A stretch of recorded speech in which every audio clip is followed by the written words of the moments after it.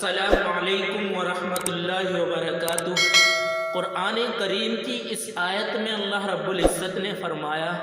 ان المبذرین کانوا اخوان الشیاطین، کہ فضول خرچ کرنے والا، فضول خرچی کرنے والا شیطان کا بھائی ہے۔ اب اگر زیادہ خرچ کیا جاتا ہے اور فضول خرچ کیا جاتا ہے، ناجائز جگہوں پر خرچ کیا جاتا ہے، تو اللہ رب العزت نے اس آیت کریمہ میں شیطان کا بھائی بتلایا ہے کہ جو فضول خرچ کرتا ہے تو وہ شیطان کا بھائی ہے۔ ہاں، زیادہ خرچ کیا جائے، اللہ کے راستے میں خرچ کیا جائے، مدارس میں خرچ کیا جائے، تبلیغ میں خرچ کیا جائے، مکاتب میں خرچ کیا جائے، مساجد میں خرچ کیا جائے، اپنے اہل و عیال پر، اپنے بچوں پر، اپنے بچوں کی تعلیم پر، ان کے رشتوں پر، ان کی شادی میں، ان کے لینے میں، ان کے دینے میں، ان کے کھانے میں، ان کے پہننے میں، اچھے کھانے میں، اچھے پہننے کے لیے خرچ کیا جائے تو یہ ثواب ہے، یہ صدقہ جاریہ ہے، صدقہ ہے۔ اور اگر ہم اپنی شادیوں کو فضول خرچی کے ساتھ خرافات، ناچ گانوں میں خرچ کریں گے، جہیز کی مانگ بڑھ جاتی ہے ہماری، اور اس میں جو ہمارے دماغ میں آیا، جو ہماری عقل نے کام کیا، وہ ہم نے زبان سے بول دیا اور کہہ دیا کہ میرا بچہ انجینئر ہے، میرا بچہ فلاں کام کرتا ہے، میں راجدوت موٹر سائیکل یا کار لوں گا۔ اے میرے بھائیوں، راجدوت مانگنے والوں، موٹر سائیکل مانگنے والوں، نبی علیہ السلام کی سیرت کو پڑھو، صحابہ کرام کی سیرت کو پڑھو۔ آپ علیہ السلام نے نکاح کو آسان فرمایا کہ نکاح کو آسان کرو۔ عبد الرحمن بن عوف رضی اللہ تعالیٰ عنہ عشرۂ مبشرہ میں سے، وہ عشرۂ مبشرہ میں سے ہیں، وہ 10 صحابی جس کو اللہ رب العزت نے جنت کی بشارت سنا دی۔ نبی علیہ السلام نے فرمایا ابو بکر جنتی، عمر جنتی، عثمان جنتی، علی جنتی، طلحہ جنتی، عبد الرحمن بن عوف جنتی۔ تو عبد الرحمن بن عوف نے شادی کی اور کئی روز تک آپ کی خدمت میں نہیں پہنچا، تو آپ علیہ السلام کے پاس جب وہ کئی دن کے بعد تشریف لاتے ہیں تو آپ نے فرمایا کہ عبد الرحمن کہاں تھے کئی دن سے، آپ نظر نہیں آئے، کیا بات تھی؟ فرمایا اللہ کے نبی، میں نے شادی کر لی ہے، کیا آپ میرے ہاتھوں پر، کیا آپ نشان نہیں دیکھ رہے ہیں؟ میرے جسم پر اس زمانے کی وہ مہندی یا جو بھی کچھ لگا ہوا تھا، وہ ہلدی جس سے جسم سفید ہو جاتا تھا۔ تو اللہ کے نبی، وہ نبیوں کے نبی جو تمام نبیوں کے سردار،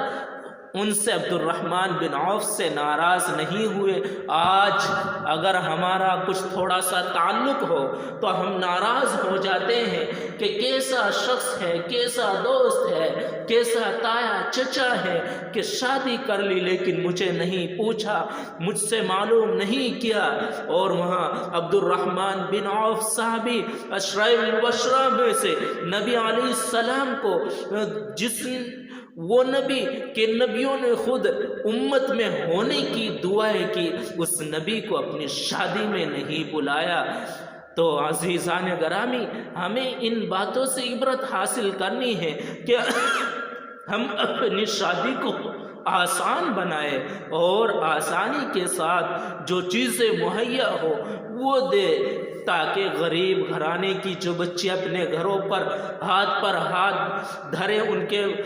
ماں باپ دیکھ رہے ہیں کہ کیا کرے، انتظام نہیں ہے، تو وہ آسانی کے ساتھ شادی کر سکے۔ وہ عبد الرحمن بن عوف کے ایک موقع پر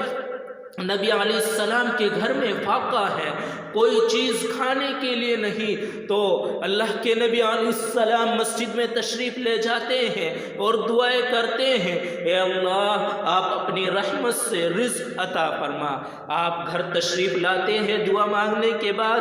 عائشہ سے پوچھتے ہیں، اے عائشہ گھر میں کچھ آیا؟ فرمایا عائشہ نے، اے اللہ کے نبی گھر میں اللہ اور اس کے رسول کے نام کے سوا کوئی چیز نہیں، پھر جاتے ہیں، پھر آتے ہیں، پھر جاتے ہیں، یہاں تک کہ چوتھی مرتبہ جب آتے ہیں تو آپ نے دیکھا کہ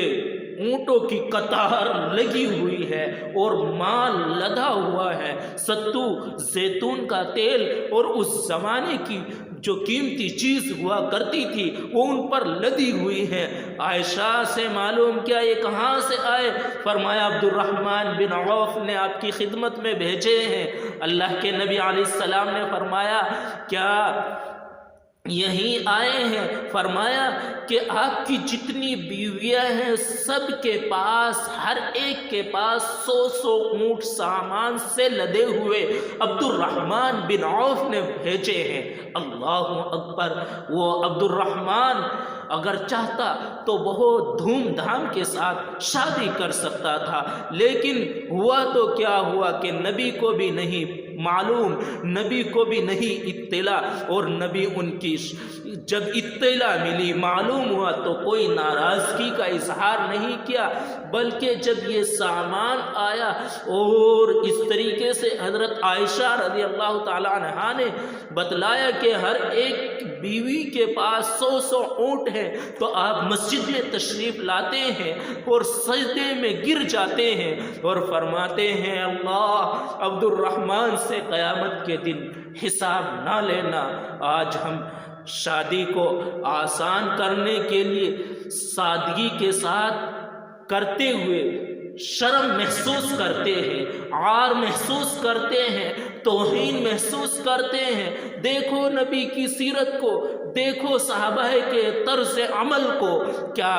سبق ملتا ہے۔ نبی علیہ السلام کا سبق جو ہے بتلا کر گئے، اگر اس کو یاد کر کے ہم نے معاشرے میں پھیلایا اور ہم نے خود بھی عمل کیا اور معاشرے والوں کو بھی بتلایا تو آسان ہو جائے گا۔ غریب بھائیوں کو بھی شادی کرنا اپنی بچوں کی، تو عبرت حاصل کرو۔ حضرت خدیجہ رضی اللہ تعالی عنہا سب سے پہلا نکاح جو آپ علیہ السلام کا ہوا، آپ کی عمر 25 سال اور خدیجہ کی عمر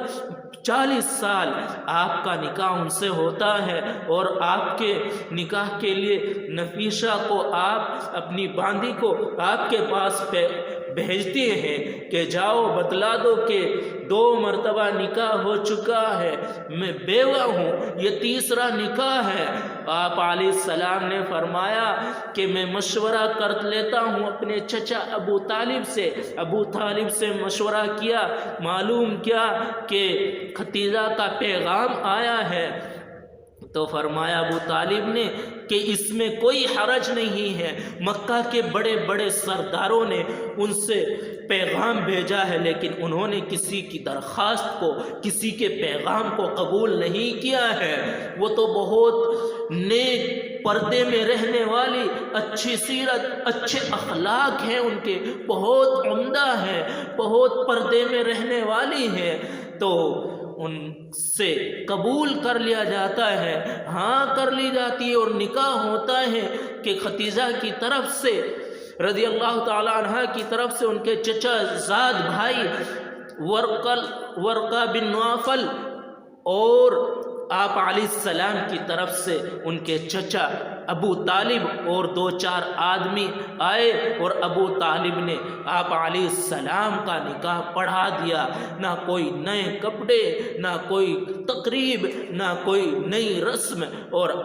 آسانی کے ساتھ آپ نے حضرت عیسیٰ علیہ السلام کی شریعت کے مطابق نکاح پڑھایا۔ میرا عزیز ساتھیو، نکاح کو آسان کرو اور نبی علیہ السلام کی سیرت کو دیکھو۔ نبی علیہ السلام ہر موڑ پر، ہر مقام پر